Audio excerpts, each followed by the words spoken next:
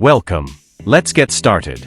The first step is to navigate to your Bit integration dashboard. Click on Create Integration and choose Bitform as the trigger. Then select the specific form that you created with Bitform. Next, search for and select Asana as the action. We already have videos and documentation available for setting up Asana integration with Bit integration. You can follow these resources to complete the Asana integration setup. So, enter your Asana API key here.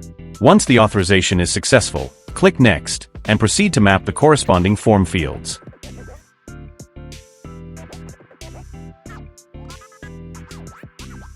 After mapping the fields, click Next and save the flow. Step 2. Once the setup is complete, please fill out the specific form that you created with Bitform and submit it. Step 3.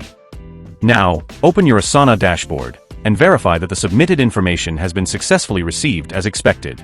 If the test is successful, your Bitform to Asana automation is now live.